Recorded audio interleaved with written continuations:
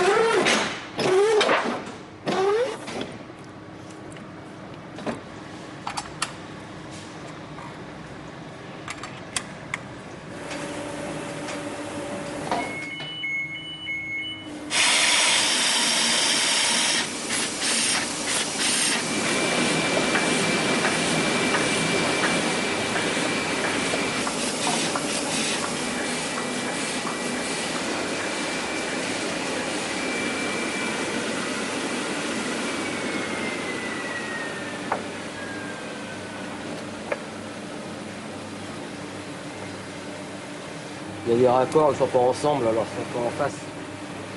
Alors,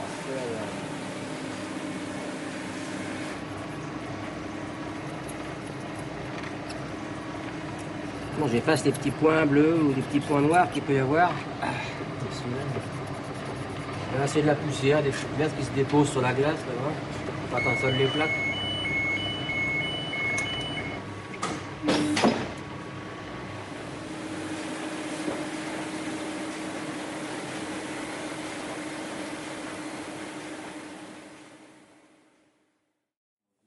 D'accord. Moi, j'ai pas besoin de dédoubler, là. Si, quand même, à cause de la piqûre.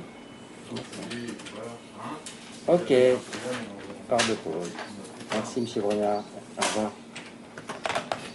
Si on remonte aux origines, à peu près, elle vient de l'existence de petites unités qui étaient ou des imprimeries d'organisation gauchistes.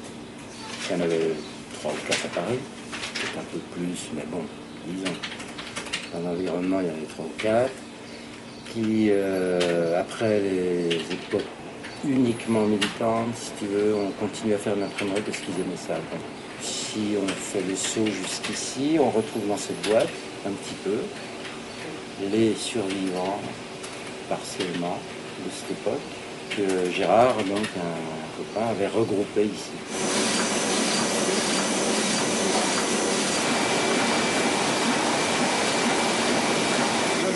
Jojo. Imprimerie d'Arbois, en lutte, 74 jusqu'à 80. Là, c'était folklorique parce qu'on a eu 5 faillites quand même, on a occupé la boîte à chaque fois. La dernière fois, ça s'est mal terminé en 80, on a occupé 8 mois, mais on n'a pas eu gain de cause.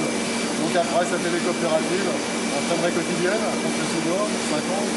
Après Primavera, 5 ans. Ici, vers la médaille dans pas longtemps. Je m'appelle Emmanuel.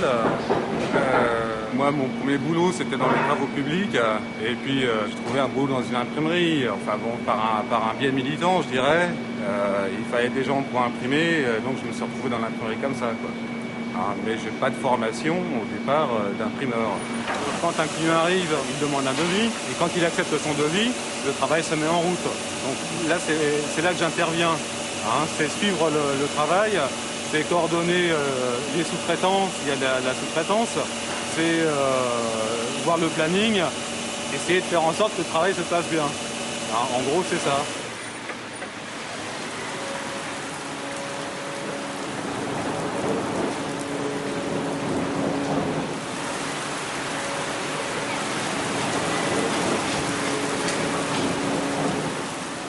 Notre boîte, on la tient à bout de bras, d'une certaine manière. Pendant 3-4 mois, on a fait un chiffre. Donc tout à coup, on a du boulot, ben, on fait. On est un peu comme ça, pragmatique. Je suis là pour m'occuper de la gestion. D'accord. Et ça se gère comment, une coopérative? C'est compliqué. La principale difficulté, c'est que ce sont des gens qui ont décidé de reprendre leur entreprise, mais qui, même en ayant conscience qu'ils sont les repreneurs, continuent à avoir une position de salarié. Et que c'est très difficile pour eux, c'est normal, d'appréhender la position de l'entreprise, de l'intérêt de l'entreprise. Et qu'ils ont tendance à confondre l'intérêt de l'entreprise avec un intérêt de patron qui est là pour exploiter les salariés uniquement. Et c'est pas la même chose. Donc, ils peuvent prendre des décisions qui vont contre leur propre intérêt. Même quand on leur explique, ils pensent que c'est parce qu'on tient un discours patronal. Et que le discours patronal est pourri de toute façon, c'est le discours à droite. On va dire c'est une question de, une histoire de maturation.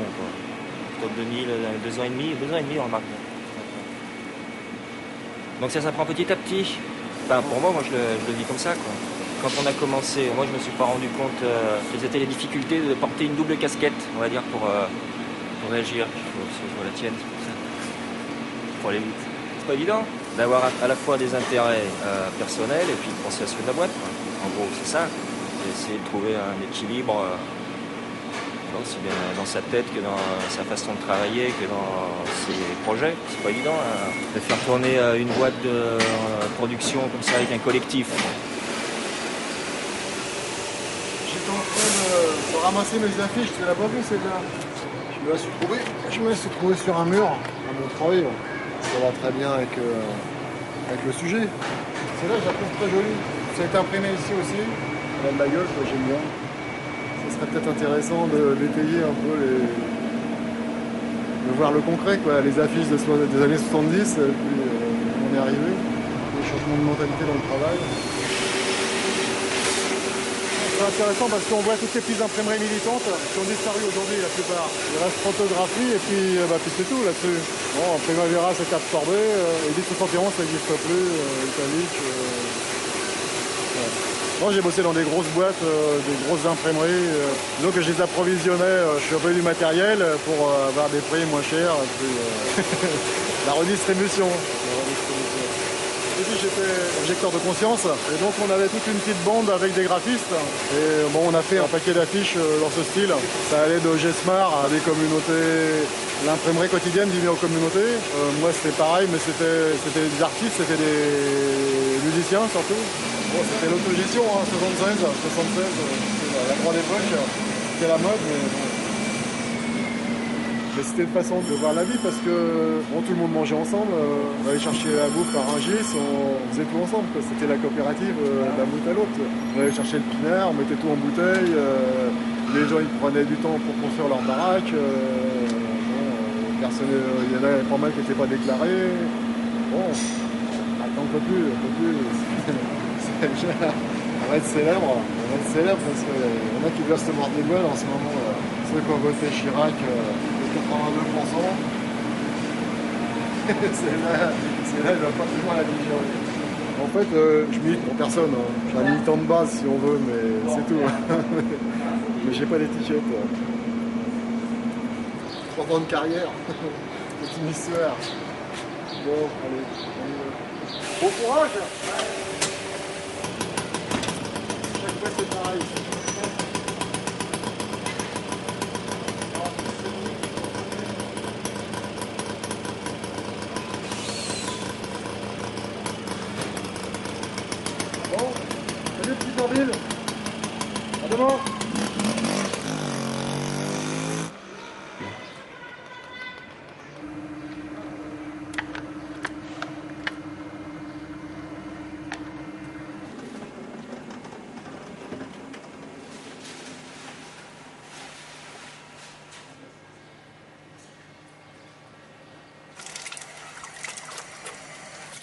Ça va.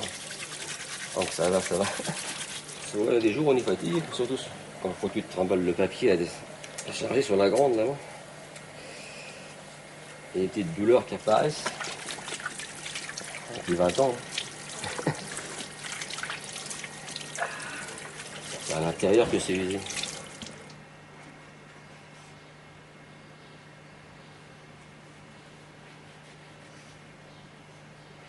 Mais t'as passé un CAP d'imprimeur, un truc comme ça ou J'ai commencé comme receveur. À l'époque, sur les machines, on était plusieurs, on était 3 ou 4. Mais sur une machine comme celle-là, on tournait à 3 dessus. Il y avait un gars qui s'occupait de la marge. Sur une 4 couleurs comme ça, en format un peu plus grand, tu avais 2 conducteurs. Un conducteur premier, le responsable, l'aide conducteur, le margeur et le receveur. Et grâce à l'électronique, maintenant, on n'a plus qu'un mec dessus. Déjà, on élimine le receveur, on dit au margeur qu'il va faire le boulot du receveur, moyennant une petite subvention, une petite augmentation, mais c'est pas le salaire du receveur. Puis après, on a éliminé le margeur, ainsi de suite. Ça fait que le conducteur se retrouvait tout seul, sous prétexte que la machine est automatisée. On supprime des postes. Ça fait du monde sur la touche. De toute façon, donc la boîte était en difficulté, si bien qu'on était en plan de redressement. On avait réussi à l'obtenir sur 10 ans. C'était pas mal. C'était un plan assez lourd. Et là-dessus, Gégé, qui était un grand optimiste, disait qu'on allait y arriver, mais il est décédé subitement. Donc décès du gérant, situation financière catastrophique, il y a eu un administrateur pendant 2 mois et décision de mise en habitation. Donc une partie des salariés s'est dit c'est trop bête, on a un outil de travail, une clientèle, des machines, il y a quelque chose à sauver, faisons une coopérative et faisons une offre de reprise. On a proposé à tout le monde, on a dit voilà, on reprend. Et naturellement, si tu veux, tout un pan a dit oulala, au secours. Ils ont préféré la sécurité des acédiques, entre guillemets. La retraite, c'était justifié pour 2. C'était l'âge. On a pris cette option-là. C'est pas un choix. Je veux dire qu'Expression 2, c'est pas un groupe de copains qui décident de faire une boîte. C'est des gens, c'est des salariés qui se retrouvent avec un outil de travail et qui doivent décider soit d'en faire quelque chose, soit de le perdre, de laisser mourir cette entreprise. tu fais partie des associés? Ouais. Et pourquoi tu as choisi d'être associé? Pour pas être au chômage. Ils ont contacté l'Union régionale des coopératives qui est venue, qui a fait un audit et qui leur a dit que oui, à leur avis c'était viable, mais qu'il leur fait absolument un gestionnaire. Puis voilà, on est partis ensemble sur ce projet-là, on est allé au tribunal de commerce ensemble, on l'a défendu ensemble et ça a marché. Donc c'était assez ambitieux, c'est garder la clientèle, l'activité à 10 personnes, plus évidemment un plan d'aide à la création que les SCOP acceptent si c'est sérieux. Il fallait constituer un capital. Donc ils n'ont pas touché d'indemnité et ils ont tous mis l'équivalent d'un mois de salaire. Par exemple, si un emploi est licencié demain, il sera licencié sur la base de son ancienneté, y compris dans la précédente entreprise. Mais ceci dit, évidemment, c'était de leur part un sacrifice, c'est-à-dire qu'ils ont renoncé à toucher de l'argent, qu'ils en ont remis au contraire de leur poche dans un projet dont ils ne savaient pas si ça allait marcher ou pas. Ça aurait très bien pu capoter au bout de 3 mois.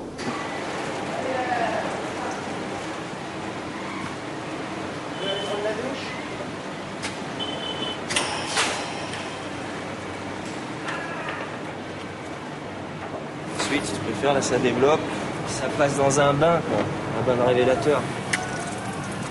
Ensuite c'est rincé évidemment, l'encre accroche sur les pleins, sur la lettre, sur le coin de trame, sur la plaque, et l'eau reste dans les creux.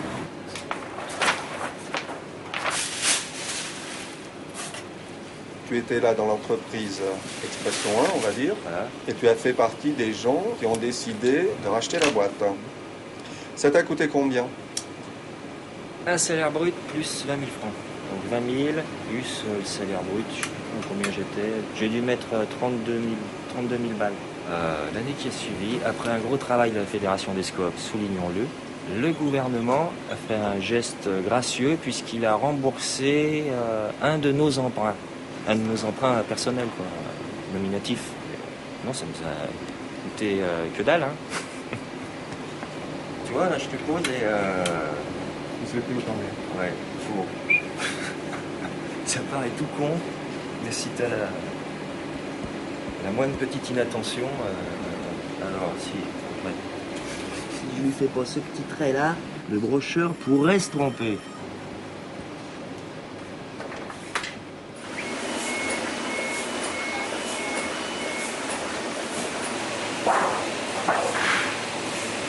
C'est ni plus ni moins qu'une photographie. La plaque, c'est une pellicule photosensible. Toute cette couche, cette chimie photosensible qui est exposée à la lumière, va être grillée. C'est une lumière UV. Elle va s'insoler, quoi. Après, là, ta pellicule, tu la développes. Voilà. Là, ça a été grillé. Là, non. Donc, en fait, tu obtiens un micro-relief. Le relief en question, c'est simplement l'épaisseur de la chimie.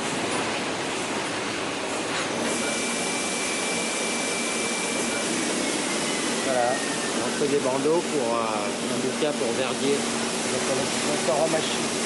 Là, regarde, ça c'est les couleurs de la mode. Bourdan, ça c'est l'été prochain. C'est des stylistes qui créent ça. Ils vendent leurs books à plein de gens, à des couturiers, à des gens qui font du design, tu vois. Il y a même par exemple des fabriques d'automobiles qui vont acheter ça pour rechercher des termes de voitures. C'est layette, hein. Pas violet, pas bleu. Alors, la couleur, c'est très difficile. Il faut être sensible, intelligent et manuel en même temps.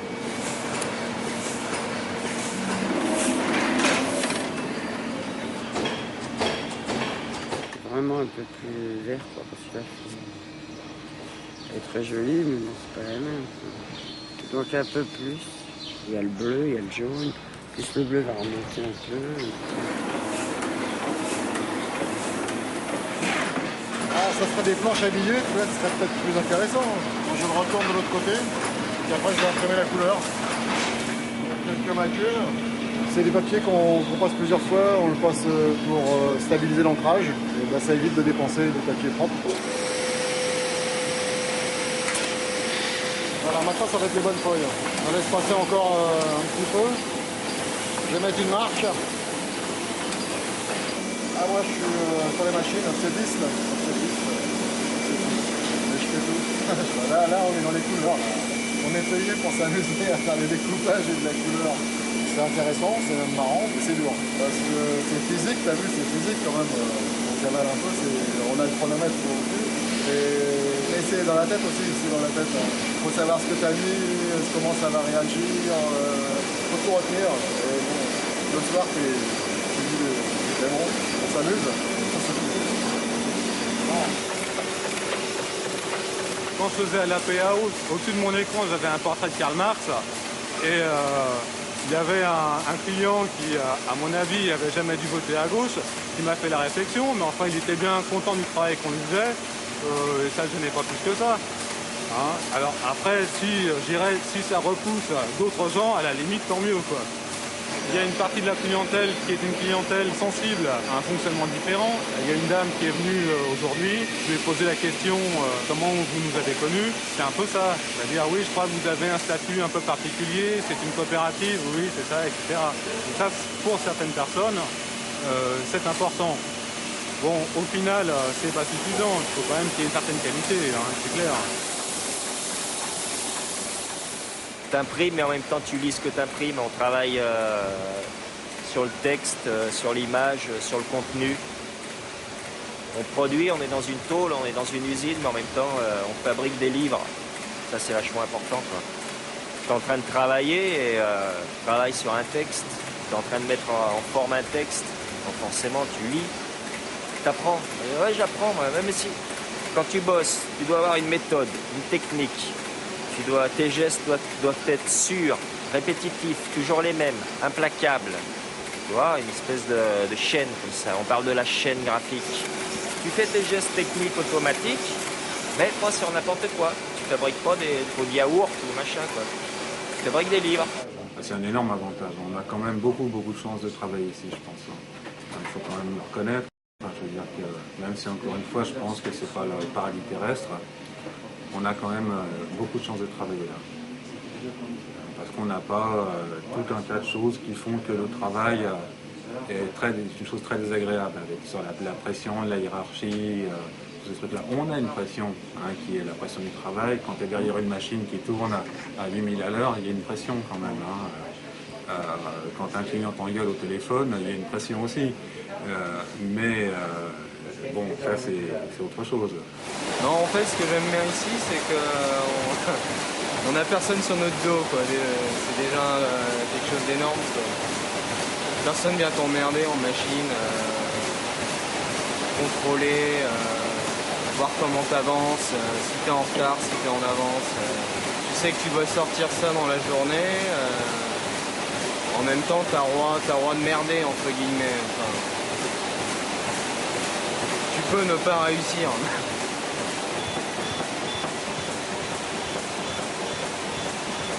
Je me fais pas engueuler, non. On se fait pas engueuler, quoi. Mais on est quand même emmerdé, quoi. C'est toujours désagréable de dire aux gens, ouais, moi j'ai planté le boulot, faut refaire, faut commander du papier, c'est chiant. Là, qu'est-ce qui vient de se passer? Je vais voir, ça doit être là-bas, à la marge. Ah. C'est mes facs qui doivent être un peu près du guide, un peu trop près du guide. Elles ont dû buter dedans en fait.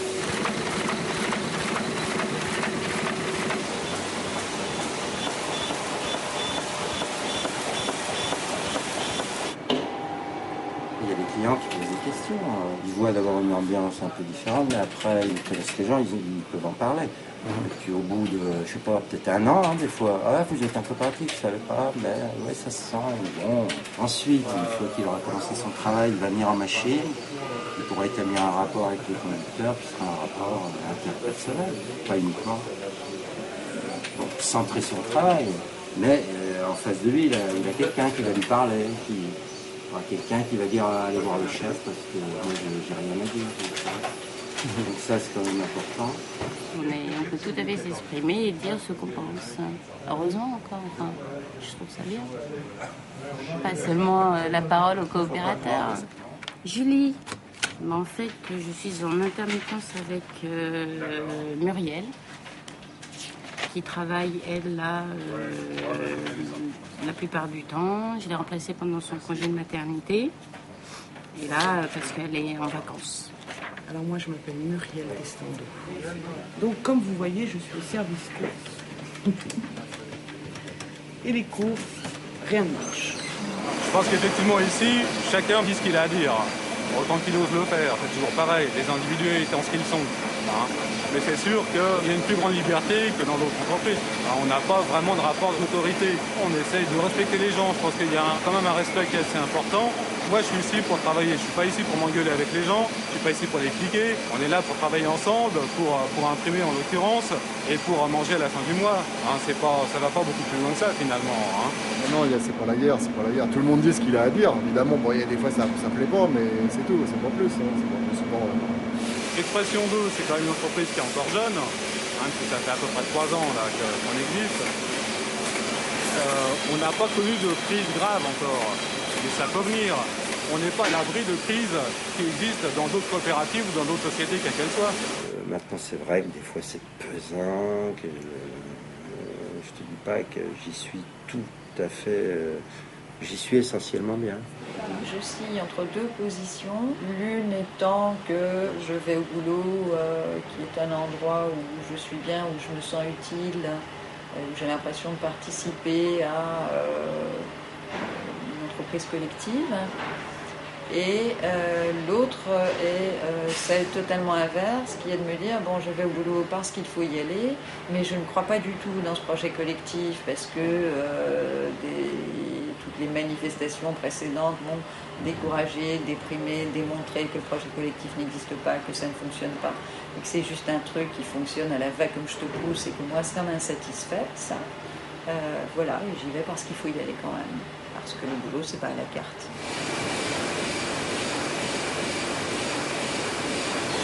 c'est la solution de mouillage. Si j'ai plus d'eau dans mon système, j'ai une sèche. Parce que là, je change de pile. Le temps que je change ma pile, ça sèche sur le blanchet. Ça fait que si je baisse comme ça, la première feuille que je vais passer, elle va se coller dessus. Et voilà. Donc l'offset, si tu veux, le principe de l'offset, c'est en fait la résolution d'un conflit entre un corps gras et un liquide aqueux, en l'occurrence de l'eau. Tout l'art consiste à faire que les deux liquides ne se mélangent pas. Si on se rappelle par exemple du film avec, je crois, Charles Bronson et Alain Delon, où on a un verre qui est rempli d'eau à ras-bord, et les gars mettent des pièces de 5 francs dans le verre, et le premier qui fait déborder la flotte a perdu. Hein. Donc à un moment donné, l'eau dépasse le niveau du verre, et ça tient encore. Puisque effectivement, les molécules d'eau, elles sont accrochées les unes aux autres, jusqu'au moment évidemment où la dernière pièce va faire exploser cette résistance, et ça va déborder. C'est ce qu'on appelle la tension superficielle de l'eau. C'est exactement le même phénomène qu'on a sur une plaque offset. Hein, on a un équilibre, et si le conducteur ne met pas assez d'eau ou trop d'encre, il arrive à la catastrophe. Il arrive au verre de Charles Bronson qui déborde.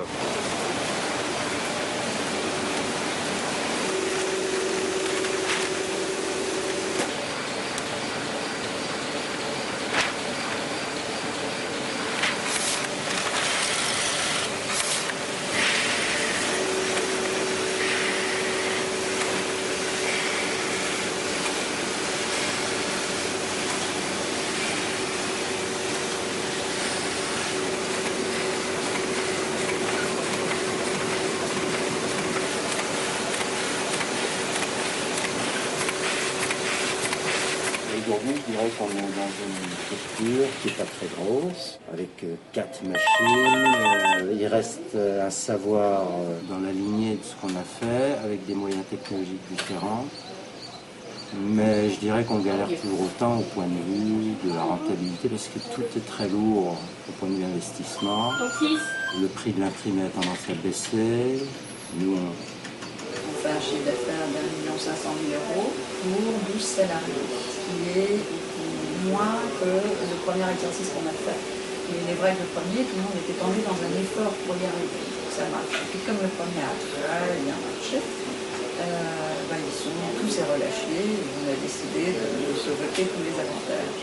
5 semaines, plus la semaine parisienne, plus 24 jours. Plus les 24 jours. Donc ouais, c'est royal. Non, on arrive à se comprendre, mais ceci dit, il est arrivé qu'ils prennent des décisions dont moi je leur ai bien dit, j'ai toujours pensé que c'était dangereux pour l'entreprise, cette entreprise malgré tout. La question sur laquelle moi je me suis battue, qu'ils ne le fassent pas, c'est ce qu'on appelle la semaine parisienne. La semaine parisienne, c'était pour compenser les temps de transport dans un périmètre autour de Paris qui était très précis. Donc dans les boîtes, les gens mesuraient sur une carte combien il y avait de centimètres sur la carte pour savoir s'ils avaient le droit ou s'ils n'avaient pas le droit. Et c'est vrai qu'au moment de la discussion sur les 35 heures, il y a eu une tentation des patrons pour remettre en cause cette semaine parisienne. Et une réaction de la CGT qui a lancé une pétition pour maintenir la semaine parisienne. Moi, j'étais absolument contre, parce que ça veut dire quoi? Ça veut dire qu'il y a 5 semaines de congés payés pour tout le monde. La semaine parisienne, ça fait une 6e semaine de congés payés. Quand on applique l'accord sur les 35 heures, ça amène tout le monde à 2 mois d'absence dans l'année. Résultat, on n'est pas suffisamment nombreux pour assurer la production, donc il faut payer des heures supplémentaires.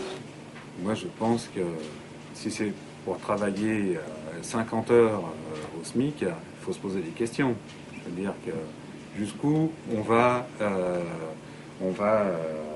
pratiquer le bénévolat ou privilégier la pérennité de l'entreprise. Évidemment, le conflit il est là. C'est que les gens ils demandent des augmentations ou ça veut plus. Bon, avant d'arriver ici, à Primavera, on avait 7 semaines. C'était soit une augmentation, soit une semaine de vacances. On a opté pour une semaine supplémentaire de vacances. On avait 7 semaines. On les a déjà perdus en arrivant ici à Expression. Alors maintenant, on est en question la semaine parisienne. Je vais être gentil, mais non. C'est-à-dire qu'on part d'une démarche qui est de dire, bon, nous sommes des salariés, il y a des gens qui sont battus pour avoir des acquis, on doit appliquer ces acquis. Mais derrière, il n'y a pas la réflexion, parce que l'entreprise a les moyens de faire bénéficier de ces acquis. On pense qu'il faut la garder. Pour une raison qui est simple, c'est que moins il y a de gens qui pratiqueront cette semaine parisienne, plus il sera difficile de l'avoir. Nous, ce qu'on va privilégier, c'est quand même le travail et sa rémunération, plus que par exemple des dividendes pour les actionnaires ou des choses comme ça, même si c'est nous les actionnaires. C'est-à-dire, ma politique à moi ne consiste pas à enrichir l'entreprise, ça n'a pas de sens, mais à lui donner les moyens d'exister. Et pour lui donner les moyens d'exister, ça veut dire qu'il faut qu'elle ait un minimum de réserves nécessaires pour survivre. Et ça, je me bats pour, maintenant je ne les ai pas, mais je vais me battre pour les reconstituer. Parce que c'est ce qui fait que ça va fonctionner avec le banquier, c'est ce qui fait que ça va fonctionner avec le client à qui je dois accorder un crédit supplémentaire. Si je ne peux pas lui accorder, il ira ailleurs. Si je lui accorde à un moment où il est en difficulté, il restera. C'est de l'industrie, c'est assez lourd. Là, tout investissement tout de suite énorme. Il faut être prêt, si tu veux, à remplacer une machine qui va être obsolète, tu vois. L'imprimerie, c'est une industrie qui nécessite des investissements lourds. On est obligé, évidemment, de prendre ça en compte. Après, il y a des choix. À la limite, on se demande pourquoi faire une boîte différente. Si face au même problème, on réagit pareil que les autres. Donc, ça incite quand même à poser des questions. C'est pour ça qu'à mon avis, ce type de réponse sur le plan de travail, sur les congés, etc., ce type de réponse, il ne peut pas être a priori le même que chez n'importe quel autre imprimeur, chez n'importe quel autre patron. Je pense que l'aspect politique est quand même secondaire. La première chose à assurer, si on a un projet de ce type-là, c'est que le projet puisse survivre, puisse perdurer. Je crois qu'il faut être plus dans le pratique que dans le théorique. Est-ce que vous êtes bon en gestion? Ah oui. Là-haut, j'ai rien à dire là-dessus. Là, pour l'instant, tout va bien. À partir de dès qu'il y a eu les problèmes en Irak, là, il y a eu un gros trou. Après, plusieurs mois, on n'a pas fait le chiffre qu'il fallait qu'on fasse. Quoi. Maintenant, il faut essayer de rattraper. Mais... c'est dur en ce moment, il y a beaucoup de bâtiments fermés. Hein, pour l'instant, nous, on tient le coup. Combien de temps, on ne sait pas. Ça va jamais assez vite. Hein. Il ne faut pas non plus embaucher parce que on est grévé là-dessus aussi. Mettons les conducteurs, on est obligé de faire charger les camions par les palettes alors que normalement on va pouvoir le faire. Mais il faudra embaucher quelqu'un qui fasse que ça, le massicot, les camions, et c'est le charge supplémentaire. Et ça on le vend pas, ça. On le vend pas. Ça produit pas, c'est pas productif. Tu vas pas augmenter les devis parce que tu as un manutentionnaire en plus. Il faut veiller à tout. Tout le monde se fait approvisionner en temps et en heure. Un peu d'or, c'est jamais. Oui. Pour la couverture de ça, je sais pas ce qu'on a fait là. C'est par prime. Il y en a assez, mais c'est juste. On sait jamais s'il y a un problème. Enfin, moi je l'avais dit, hein, je ne prendrai pas la gérance sans quelqu'un, parce que c'est pas par volontarisme qu'on gère une boîte. Moi j'ai toujours dit que j'étais ok pour imprimer du mouvement, de la dynamique, tout ça, mais pas un gérant au sens qui aurait la science infuse. Et je dirais que c'est relativement dans ma nature de ne pas être carré complètement et de peser souvent pour être contre, c'est sûr. Donc les gens qui me connaissent un peu, je pense ça. Pas quelqu'un de très sûr non plus de moi complètement. Ça c'est en tant que personnalité, mais après c'est vrai que mettre en jeu foncer comme GG le faisait, avec des prises de risques, tout ça, tu fais prendre des risques à tout le monde. Des fois je disais, non, comme tu vas, mais non, ça va passer, c'est un grand optimiste, volontariste, tu vois, enfin, appliquant une ligne un peu en France, quoi. Bon, c'est sûr que moi je suis pas comme ça. Oui, si on a déjà pu parler de choix d'entreprise. Fait-il ou ne fait-il pas, faut-il ou ne faut-il pas faire un choix d'entreprise? Il y a un choix d'entreprise, pour moi il y a un choix d'entreprise, ceux qui ont décidé de mettre des billes là-dedans.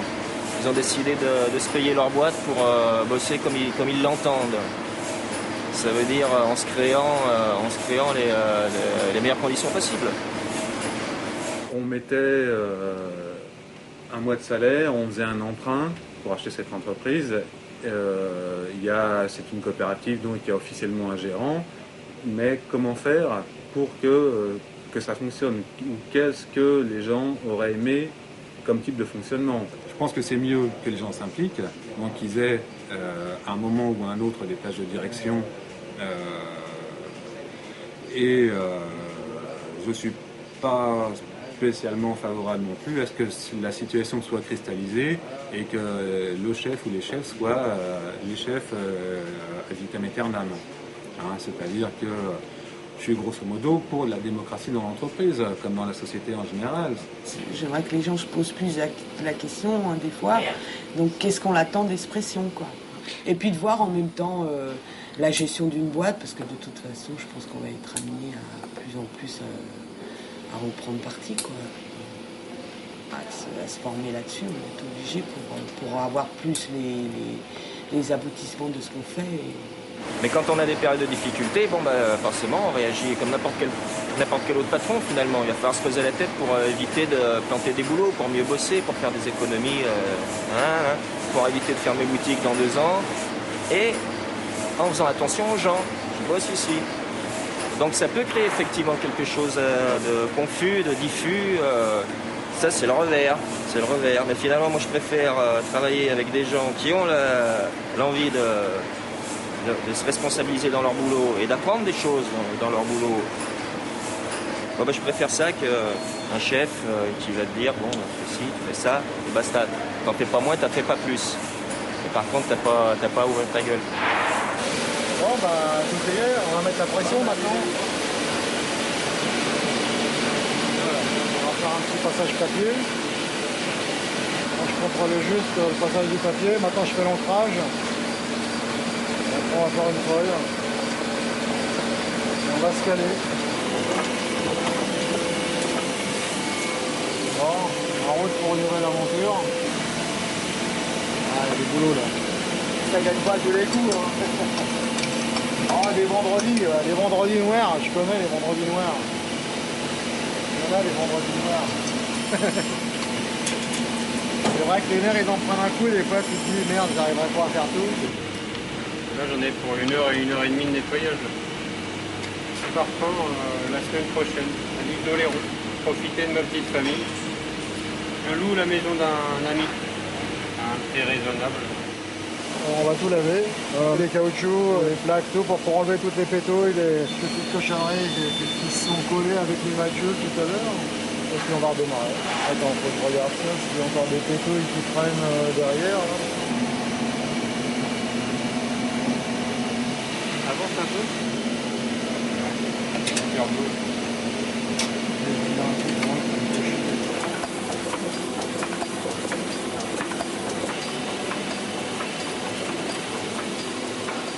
Non, c'est ton jour, regarde la poudre qui descend. C'est que de la poudre qui descend, c'est rien du tout. Mais...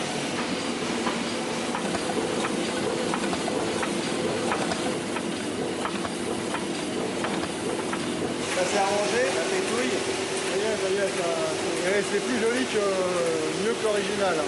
Je suis pas mécontent, c'est mieux que l'original. J'ai fini bien. Il y a les nuances, moi je suis beaucoup plus dépouillé, tu vois. Regarde comme c'est joli là, tu vois, t'as bien le tour, bien détouré. Là, c'était un peu empâté. Là-dedans aussi, tu vois, j'ai des nuances que j'avais perdues là-dedans. J'en ai un peu plus de blanc là-dedans que là, tu vois. Donc c'est bien, c'est mieux. Regarde, le cou, il est bien, la figure est bien détachée. J'ai le foulard qui va jusqu'au fond, je suis mieux.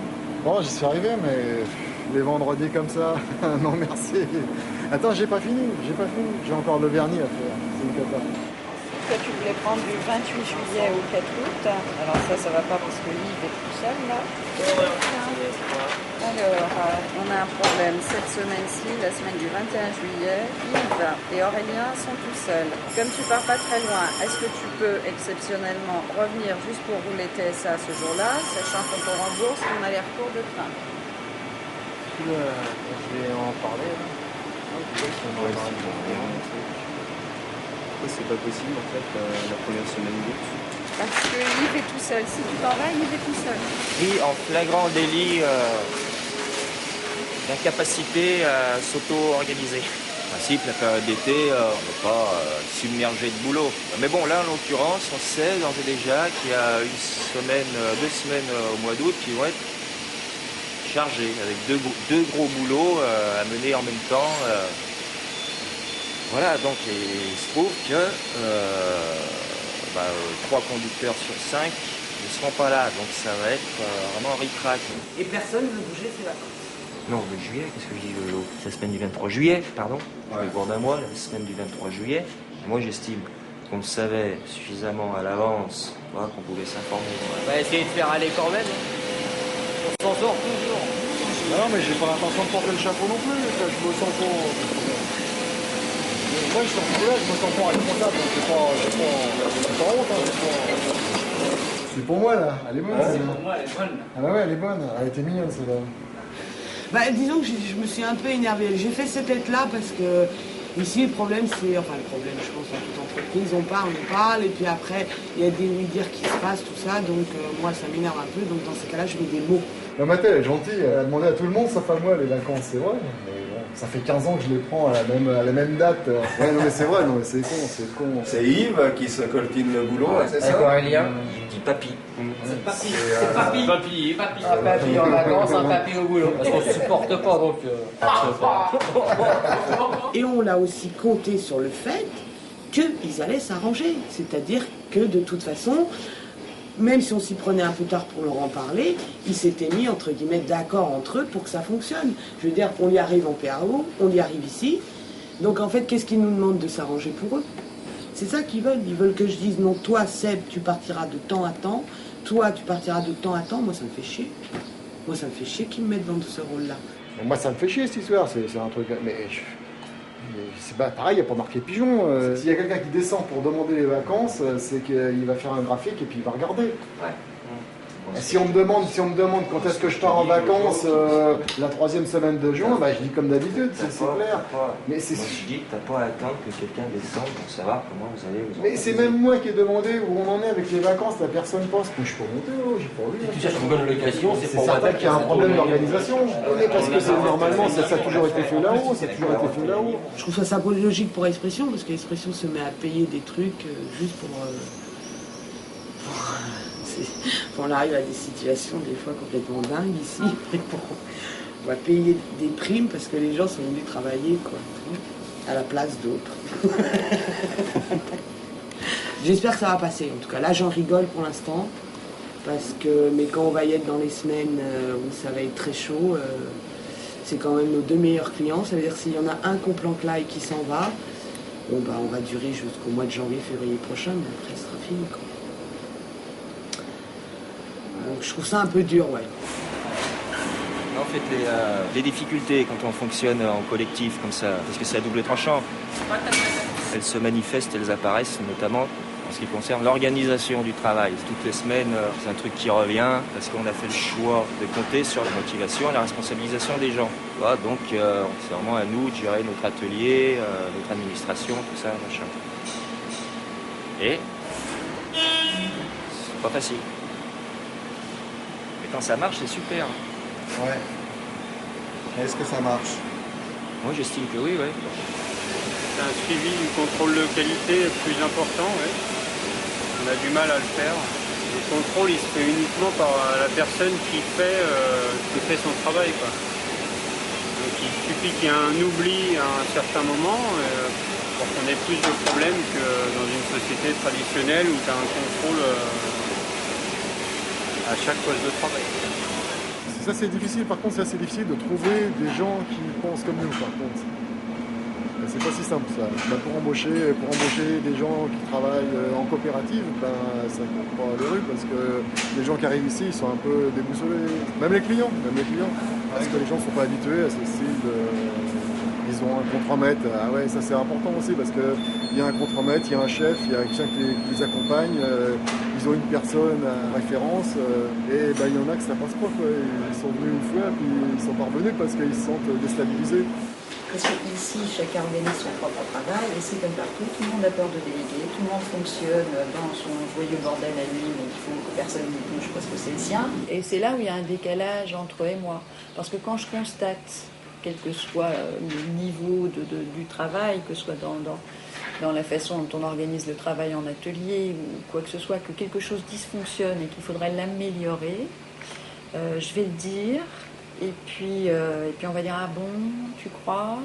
Peut-être, il va se passer un temps infini avant que mon message soit entendu réellement. Qu'on en prenne acte et ensuite qu'on réfléchisse à comment faire et qu'ensuite on le fasse. C'est la différence avec une situation où il y a un patron qui décide et qui dit, bon, ben, désormais c'est comme ça. Voilà. C'est vrai que quand il n'y a qu'un patron, c'est relativement facile. C'est sa vue, point barre. Là, on les 6 et je crois qu'on voit un peu différemment les choses. Ce qui n'est pas très grave et c'est tant mieux. Mais du coup, il y a des fois, ça doit partir un peu dans tous les sens, quoi, tu vois. Bonjour, Monsieur Schmouss. Ah, ça vous dérange pas si je laisse les bons en bas? Oui, voilà, parce que les collègues. Ok. Merci, à vous aussi. Vu qu'il n'y a pas de patron, il faut quand même qu'on mette un système de... Tu vois. Moi, j'avais demandé à ce qu'on nomme 2 personnes.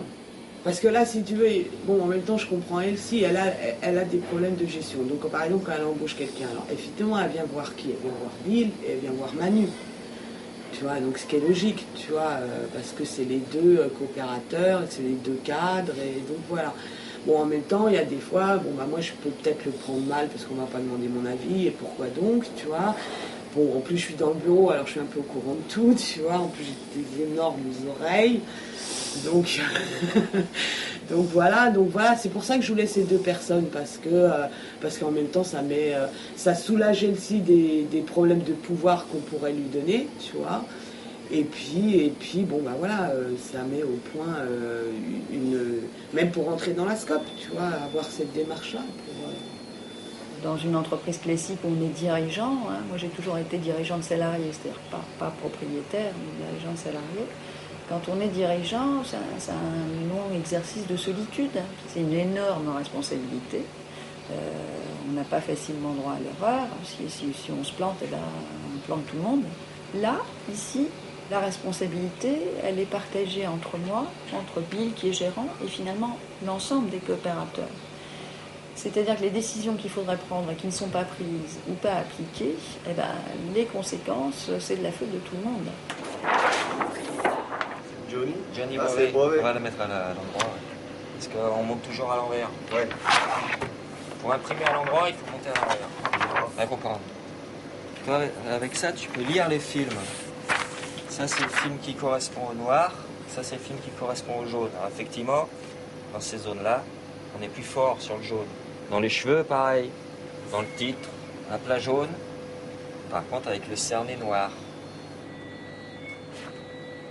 À chaque couleur, il y a un film. Non, il n'est pas encore mort. Il restera à tout jamais gravé dans mon cœur. Ouais. Non mais Noël Roquevert. Il n'y en a pas beaucoup qui parlent de Noël Roquevert. Roquevert. Très grand acteur. Tête sec, Noël Roquevert, tout en noir et blanc. C'est que du noir et blanc.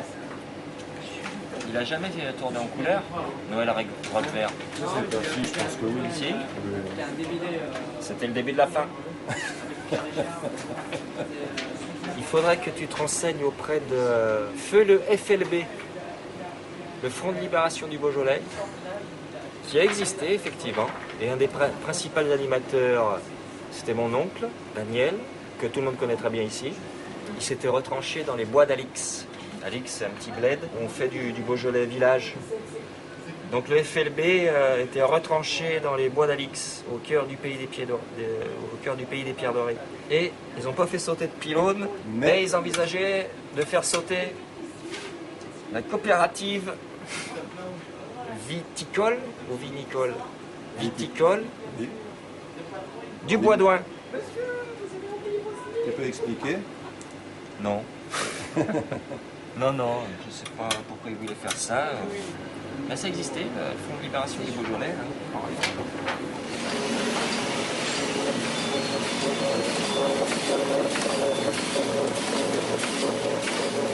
Bon, c'est l'hôtel de police, hein. On passe à ton miracle.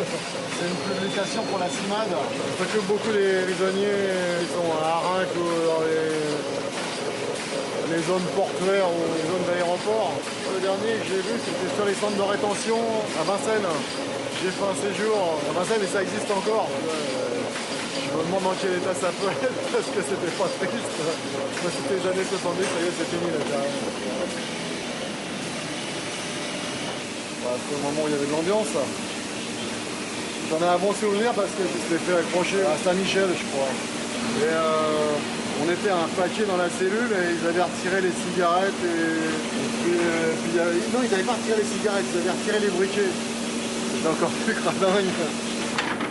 Et puis il y avait un mec qui avait un briquet pourri, et puis il y en avait un autre qui avait une pierre, et puis ils ont réussi à allumer les cigarettes. Ils voulaient les passer dans les cellules d'à côté. Et il y avait un petit trou dans les parpaings. Il y avait un mec à côté de moi, il dit, pousse-moi, il dit, je suis tailleur de pierre. Et ça, on ne peut pas oublier ça. Il a fait une ouverture comme ça dans le mur. Et donc avec les gravats, les mecs qui passaient, à chaque fois ils se prenaient une poignée de gravats. Alors à un moment, on a eu droit à la dégelée collective. Ils sont tombés là-dedans, ça a fumé quoi. On s'est retrouvés tous dans la cour, à ramper dans la cour, comme des malades. Oh, c'est pas vrai!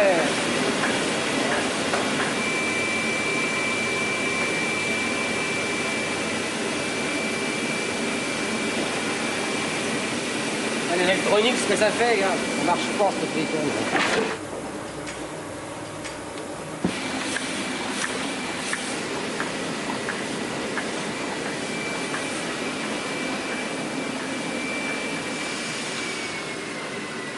C'est bon là, ça baigne? Bon, ça baignera quand il aura payé. C'est ça le problème. S'il paye, c'est bon. Quel chèque, ça va? Des fois, tu fais un truc super bien, ça leur plaît pas. Et puis des fois, tu fais un truc qui te plaît pas et ça leur plaît vachement. Tu vois? Ton avis à toi personnel n'a rien à voir. C'est pas toi qui fais le chèque. Bah voilà.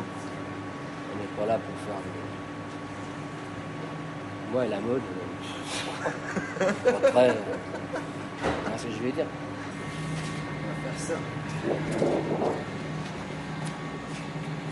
T'es pas pour, donc ça s'est pas fait tout de suite. Mais ça peut... Je pense que ça va se refaire. Moi j'étais pour qu'elle rentre.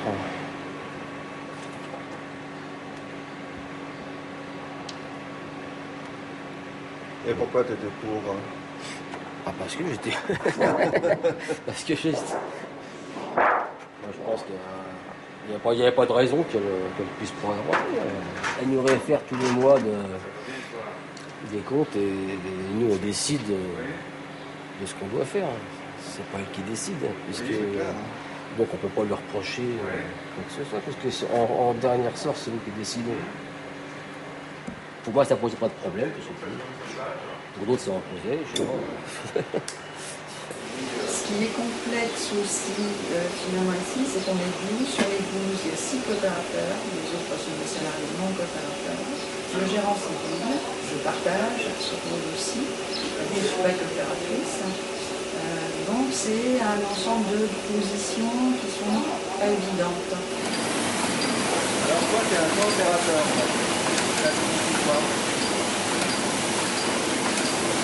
Pas patron, hein. C'est pas patron, c'est pas patron. Hein. C'est ouvrier. C'est le premier. Bah, ça veut dire qu'on est chez nous, quoi, déjà. C'est ça. Ouais. On fait comme on veut, mais enfin, on en fait plus que On en fait plus. C'est le piège, aussi le piège. Il y a différentes façons d'aborder le problème. Soit on dit les coopérateurs sont des patrons. Moi, à partir du moment où on est une petite entreprise, où les gens sont tous plus ou moins producteurs, je préfère dire qu'on est tous des ouvriers. Bon, pour moi, le fait d'intégrer les gens à prendre des décisions dans l'entreprise, c'est de les mettre au même niveau que les autres.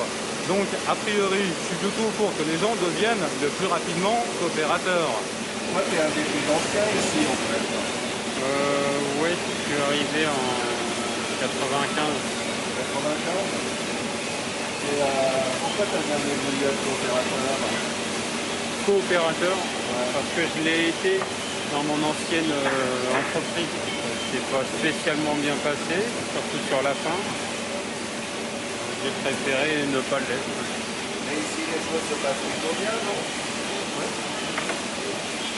Et alors, ça ne fait pas changer la vie? Pas du tout, non. Non, je tiens à ma tranquillité d'employé. C'est bien comme ça, je pense. Moi, personnellement, je ne suis pas extrêmement attaché à cette forme coopérative.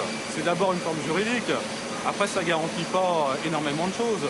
Hein, ça garantit quoi? On dit un homme, une voix. Enfin, en France, les élections du président de la République, ça se fait au suffrage universel. Ça n'empêche pas Le Pen d'arriver au deuxième tour. C'est pas une garantie suffisante. Une fois, j'ai vu à la télé un patron qui se faisait noter par ses ouvriers. Je crois que c'était dans le Nord, ou je ne sais plus. Et le type disait, si je n'ai pas la moyenne, je m'en vais. Donc c'était pas une coopérative. Hein. Mais c'est vrai que c'est d'abord une volonté, un rapport à l'entreprise qu'il faut définir. Et après, dans les coopératives comme ailleurs, tout est possible. C'est-à-dire que souvent, dans les boîtes où j'ai bossé, il y a la question du pouvoir qui est plus ou moins sous-jacente. Avec des luttes, des rapports un peu durs entre les coopérateurs, ça c'est des choses qui sont finalement relativement classiques, quoi. Alors ça se gère comment le pouvoir dans ce genre d'entreprise? C'est la question. Au tout début, je leur ai posé la question de définir quelle serait leur politique vis-à-vis de l'entrée de nouveaux coopérateurs dans la coopérative, enfin d'autres salariés dans la coopérative. Et ils avaient un peu de mal, mais enfin ils ont défini, ils se sont mis d'accord sur une ou deux règles, hein, et la principale étant qu'à leur avis, il fallait 2 ans d'ancienneté dans l'entreprise. En fait, légalement, il n'y a pas ce type de règles, mais ça, ce sont les règles qui se sont données eux. Donc, quand j'étais là depuis 2 ans, j'ai posé ma candidature, oui. Moi, en tant que coopérateur, j'ai pu te le dire plus tôt, j'étais pas mûr. Je sais pas si je le suis encore complètement maintenant. Un petit peu plus, quoi. En tout cas, vis-à-vis d'Elsie, j'ai un peu évolué, quoi. C'était un peu un détonateur, un déclic, quoi. Mais à ce moment-là, j'étais pas mûr. Donc ça me paraissait un peu du rentre-dedans, la demande d'Elsie. On fait déclic. En dehors de la réalité, quoi. Et donc, moi, j'ai dit non à ce moment-là. J'ai dit non. Elsie, qu'est-ce que je disais, elle est la cheville ouvrière ou la cheville patronale, je sais pas quoi dire, de la renaissance de l'expression. Je pense qu'elle a bien pigé l'histoire d'où on vient et pourquoi il y a cette contradiction dans laquelle on est entre une entreprise où l'essentiel c'est d'y être bien et de faire un travail qu'on aime avec une équipe dans laquelle on se sent bien. La contradiction donc avec la rentabilité, la productivité, etc. Il peut y avoir une contradiction. Enfin, elle y est. À part Elsie, il n'y a pas eu d'autres demandes. Donc c'est vrai que c'est un peu il n'y a pas grand chose à dire, quoi. Tu vois. Ça pose quand même un problème, apparemment. Ce qui pose un problème, bien sûr, ça pose un problème parce que je dirais que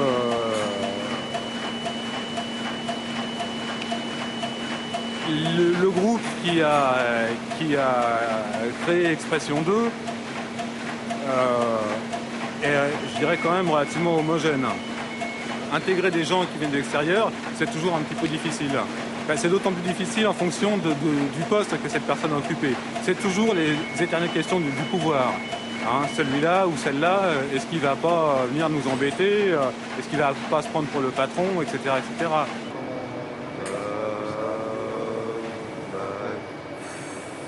Si, bah, j'observe et j'écoute comme tout le monde. Je vais peut-être pas balancer. Bah, je crois qu'il y a, je pense qu'il y a une méfiance vis-à-vis de tout le monde. À tort ou à raison, j'en sais rien, mais je crois que il y a quelque chose qui va pas. C'est peut-être, je sais pas, peut-être une attitude, un langage, une manière de parler aux gens. Je pense qu'avant c'était peut-être un peu plus souple. On pouvait s'arranger entre guillemets. Maintenant c'est un peu plus strict. En même temps, je pense qu'elle fait très bien son travail. Il n'y a aucun problème là-dessus. Hein. Elle a demandé à rentrer dans la coopérative comme sociétaire et je dirais que le sentiment général n'allait pas dans ce sens. Hein. Et je pense que sa façon d'aborder les problèmes, elle a un peu inquiété les gens ou en tout cas ne les a pas rassurés. C'est une façon de concevoir la boîte, quoi. En fait, c'est le projet qui n'existe pas ici. Il n'y a pas de projet d'entreprise. Pourquoi il y a un problème sur cette candidature ? C'est parce que finalement, ce qui n'est pas défini, c'est sur quelle base, sur quels critères on décide que quelqu'un devient coopérateur ou pas. C'est ça le problème. C'est pas savoir est-ce qu'il est gentil, est-ce qu'il n'est pas gentil. C'est-à-dire que, c'est pour ça, l'autre jour, je disais, finalement, très rapidement, les gens devraient devenir coopérateurs à partir du moment où ils travaillent. C'est-à-dire que soit ils connaissent leur boulot et ils peuvent travailler là, soit ils connaissent pas leur boulot, on peut décider de leur apprendre. Ou alors de les virer. C'est-à-dire que le gars n'est pas compétent ou la fille n'est pas compétente et on ne peut pas travailler ensemble. Et il me semblait que notre équipe de coopérateurs n'était pas mûre aussi, et ça, par rapport au pouvoir. Et qu'à ce moment-là, Elsie, pour moi, elle incarnait quelqu'un qui avait une aisance avec le pouvoir. Et j'en avais peur. J'en avais peur. C'est aussi à eux de voir, essayer de réfléchir comment une boîte n'est pas uniquement du babacoulisme, tout le monde est là, heureux, tranquille, c'est bien. Il y a des bornes, des lignes rouges à pas franchir. Bon, nous, ça fait 25 ans qu'on est dans le métier des boîtes, on sait faire le boulot, ok, mais on sait aussi couler. Ça, on sait le faire. Ah, ça, c'est un peu une histoire, c'est pas facile comme histoire. Bon, Elsie, elle n'était pas là au départ, elle est venue en tant que salariée. Et elle tient un rôle primordial, je dirais, qui est la gestion de la boîte. Bon, moi, j'aimais bien aussi ce principe, c'est-à-dire qu'en fait, Bilou est gérant, si tu veux, donc quelque part, c'est lui qui a le pouvoir, mais entre guillemets, ça faisait un serpent à deux têtes. Entre guillemets, il a le pouvoir, mais en même temps, il ne sait pas gérer, tu vois. Donc, celui qui sait gérer, c'est Elsie, et elle n'est pas gérante. Et moi, je trouvais ça très bien. Parce que dans la vie de tous les jours, on voit très bien que pouvoir et argent, ça donne des choses catastrophiques. Donc, je trouvais ça très bien. Le problème, c'est qu'effectivement, on arrive, des fois, ça colle plus, quoi. Ça colle plus. Parce qu'il n'y a aucune, entre guillemets, autorité, quoi, tu vois. Alors, on fait jouer souvent le mauvais rôle par Elsie. Bon, qu'il le joue, d'ailleurs, elle n'a pas l'air de s'en plaindre. Dans ce type de structure, il y a toujours des problèmes de pouvoir. Parce qu'il y a une contestation de cette notion. Il y a une partie des gens qui est extrêmement minoritaire maintenant, qui se réclamait de l'anarchisme, et donc qui avait un problème par rapport à ça.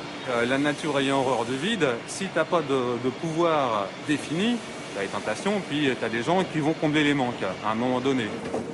Dans la pratique que nous avons, la façon que nous avons de travailler ensemble, il est quand même patent que je suis un élément extérieur. On a eu du mal à se comprendre, que ce soit par ma façon d'être simplement. Ils ne me connaissaient pas alors qu'ils travaillent entre eux et ensemble depuis un certain nombre d'années. Que ce soit par mes méthodes de travail ou par ma fonction elle-même. C'est-à-dire ma fonction faisait que je pouvais leur poser des limites ou définir des modes de travail qui ne leur convenaient pas forcément. Donc il pouvait y avoir des situations où on se retrouvait en opposition.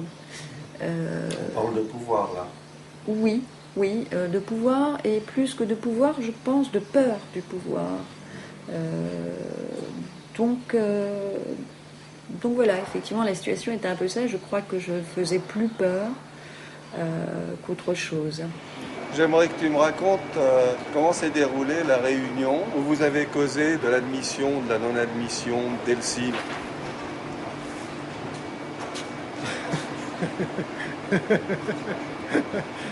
Qu'est-ce que tu vas faire avec ça?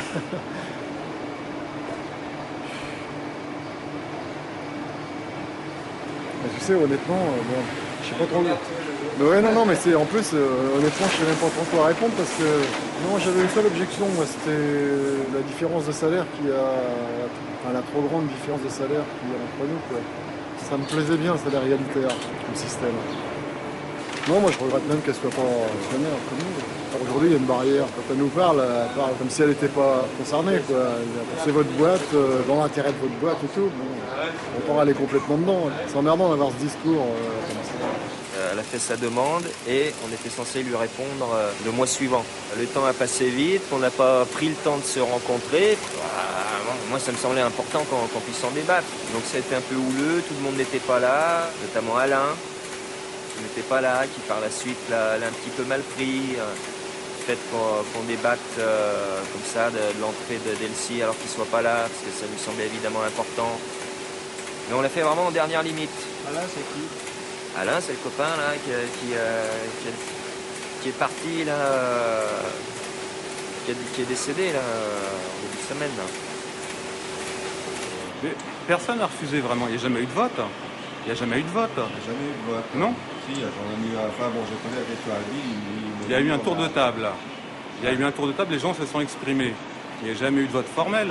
Il n'est pas dit que s'il y avait eu un vrai vote formel, elle ne serait pas sociétaire aujourd'hui. La réunion a fini entre nous, c'est que Bill est parti, a claqué la porte, il nous a dit au revoir, tout ça.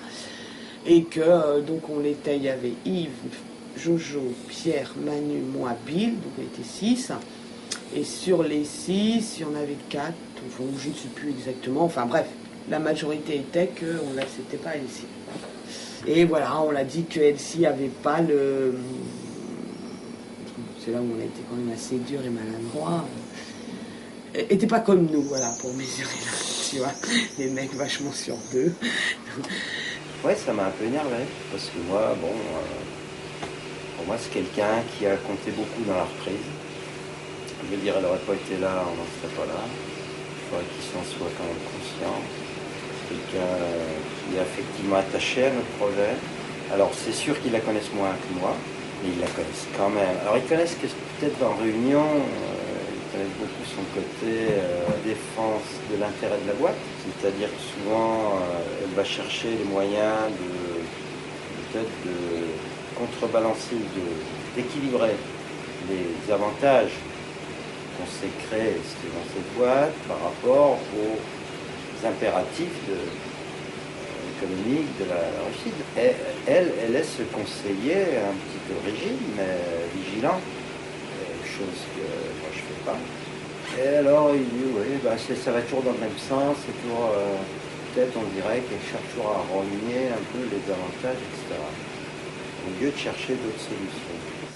Après ça, on a eu un débat. Je leur ai dit ce que je pensais de la forme qu'ils avaient prise pour avoir ce débat, puisqu'ils n'ont pas invité tous les coopérateurs. Enfin, ça s'est fait comme ça, de façon informelle, mais dans le non-respect des règles quand même, du minimum de règles démocratiques. Donc, on a eu un débat, on a mis un peu les choses sur la table. C'était un peu désagréable pour tout le monde. Mais finalement, on s'en est remis et voilà. À partir de là, il est devenu clair que moi, je ne demanderai plus à rentrer dans la coopérative. Et je crois que ça convient à tout le monde, finalement. quand on veut intégrer un groupe comme ça, il faut, il y a des fois il y a le bon moment et puis où il faut le faire, et puis des fois on peut se tromper aussi. Hein. C'est-à-dire que la responsabilité elle incombe autant au groupe de sociétaires qu'à l'individu, quel qu'il soit. Hein. Moi, je trouvais que c'était pas mal que je ne sois pas dans la coopérative, effectivement, parce que c'est vrai que je ne fais pas vraiment partie du groupe, je ne fais pas partie de leur bande, que je pense que c'est leur projet, mais je pense que moi, je suis là pour un passage, un long passage, mais un passage quand même. Et alors, tu as ressenti ce refus Comme un désaveu, oui. Tout à fait.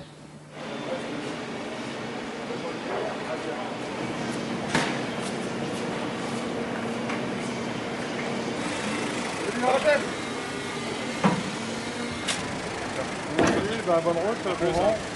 Par contre, il faut tout descendre de carton parce que c'est fragile. Hein.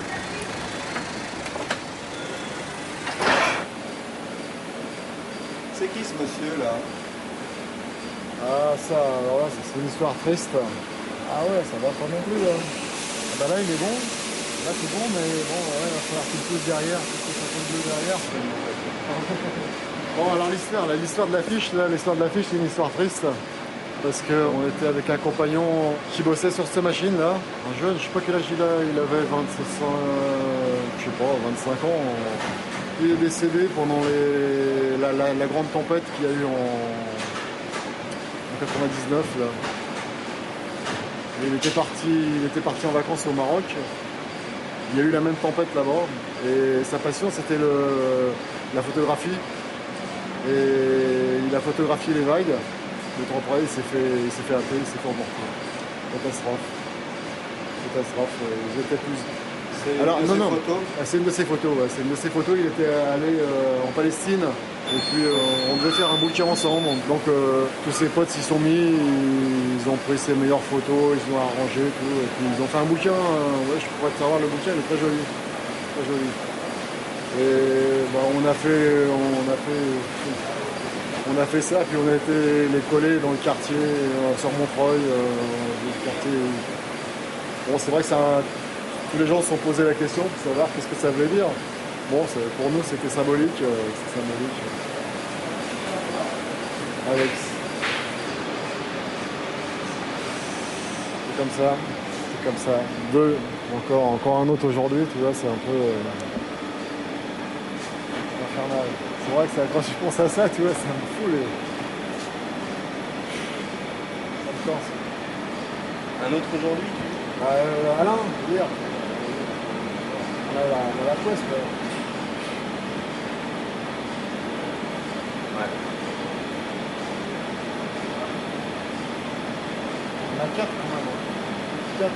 4 dans la boîte, ça fait... Ah, ça m'a... Moi, ça m'a choqué, ça m'a vraiment... C'est un peu une époque qui ça m'a cassé, mais je me suis écroulé chez moi. Tu vois. Le petit père Alain qui est parti hier, tu vois, j'ai pas supporté. Ouais. Les morceaux durs à avaler. Ouais. Ah ouais, tu vois, hier on a fait le con, on a travaillé jusqu'au bout, alors que je savais que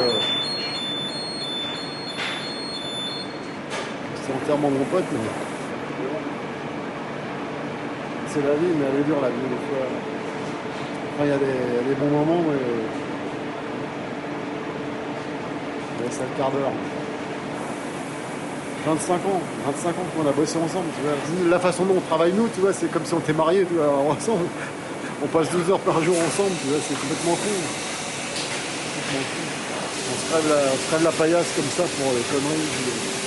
Bon, je regrette rien, C'est comme ça. Coup dur.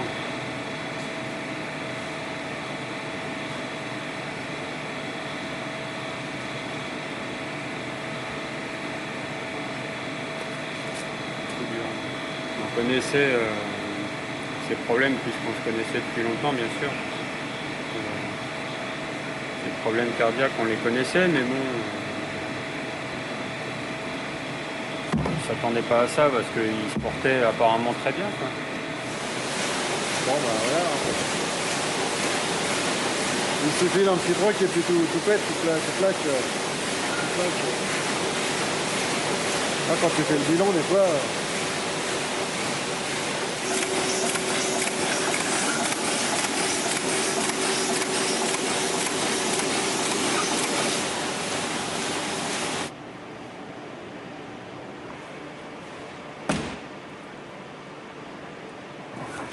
Tout ce qu'on fait là, à part le massicot, la coupe, tout le reste part chez nos brocheurs.